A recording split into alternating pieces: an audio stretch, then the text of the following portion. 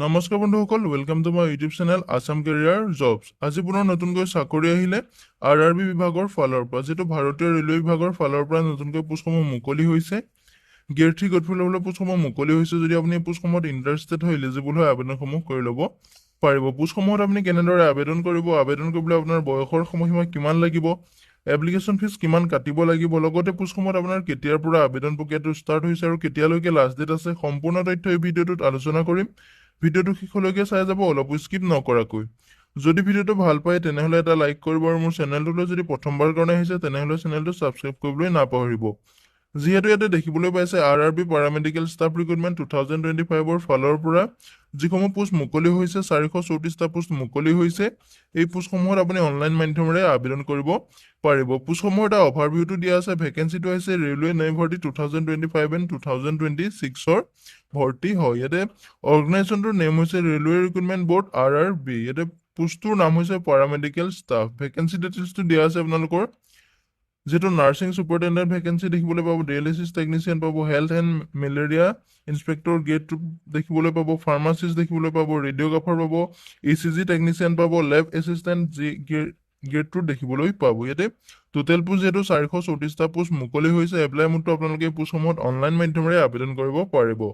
Apply ডেটটো আপোনালোকৰ 9 আগষ্টৰ তাৰিখৰ পৰা যিহেতু 8 ছেপ্টেম্বৰ তাৰিখলৈকে আবেদনসমূহ কৰিব পাৰিব। যদি আপুনি ইণ্টাৰেষ্টেড হয়, এলিজিবল হয়, আবেদনসমূহ কৰি ল'ব পাৰিব। হু কেন এপ্লাই ক্ষেত্ৰত ক'বলৈ গ'লে অল ইণ্ডিয়া মেল ফিমেল কেণ্ডিডেটে পোষ্টসমূহত আবেদন কৰিব পাৰিব। যদি আপুনি পোষ্টসমূহত ইণ্টাৰেষ্টেড হয়, এলিজিবল হয়, আবেদনসমূহ কৰি ল'ব। এটা বহুতেই ভাল সুবিধা আহিছে, সুযোগ আহিছে।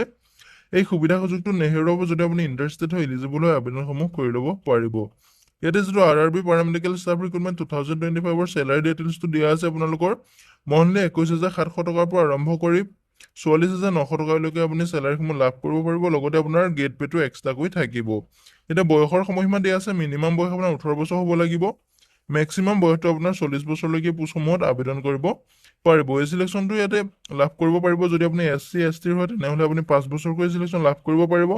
যদি আপুনি OBCৰ কেণ্ডিডেট হয় তেনেহ'লে আপুনি 3 বছৰকৈ চিলেকশ্যন লাভ কৰিব পাৰিব। এপ্লিকেশ্যন ফিজটোৰ ক্ষেত্ৰত ক'বলৈ গ'লে জেনেৰেল OBC আপুনি 500 টকাকৈ এপ্লিকেশ্যন ফিজ কাটিব লাগিব। SC ST PWDৰ কাৰণে আপুনি 250 টকাকৈ এপ্লিকেশ্যন ফিজ কাটিব লাগিব। পে'মেণ্ট মোডটো আপোনালোকে অনলাইন মাধ্যমেৰে পে'মেণ্ট কৰিব পাৰিব। ডেবিট কাৰ্ড, ক্ৰেডিট কাৰ্ড যিকোনো মাধ্যমেৰে আপুনি পে'মেণ্ট কৰিব পাৰিব। যদি আপুনি পোষ্টসমূহত ইণ্টাৰেষ্টেড হয়, এলিজিবল হয়, আবেদনসমূহ কৰি ল'ব পাৰিব। ভিডিঅ' ডেছক্ৰিপশ্যনে মই আবেদনৰ লিংক দিছোঁ, তাতে গৈ আপুনি আবেদনসমূহ কৰি ল'ব পাৰিব। এতিয়া চিলেকশ্যন প্ৰচেছটো হৈছে ৰিটেন এক্সাম হ'ব, ডকুমেণ্ট ভেৰিফিকেশ্যন হ'ব, তাৰপিছতে আপোনাৰ এটা মেৰিট লিষ্ট মাৰিব।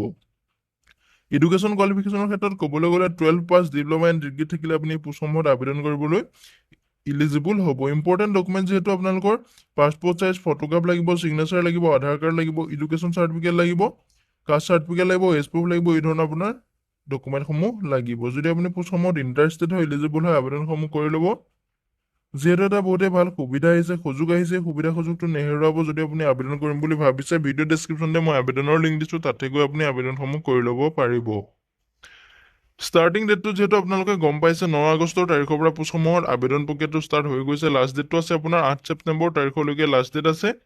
যিহেতু এতিয়াও আপোনাৰ লাষ্ট ডেটটো যোৱা নাই, ছেপ্টেম্বৰ মাহলৈকে বহুখিনি দিন আছে। যদি আপুনি ইণ্টাৰেষ্টেড হয়, এলিজিবল হয়, এতিয়াও আবেদনসমূহ কৰি ল'ব পাৰিব। আজিলৈ ভিডিঅ'টো ইমানেই আছিলে। যদি ভিডিঅ'টো চাই ভাল পালে এটা লাইক কৰিব আৰু মোৰ চেনেলটোলৈ যদি প্ৰথমবাৰ কাৰণে আহিছে তেনেহ'লে চেনেলটো ছাবস্ক্ৰাইব কৰিবলৈ নাপাহৰিব। জয় হিন্দ, জয় অসম।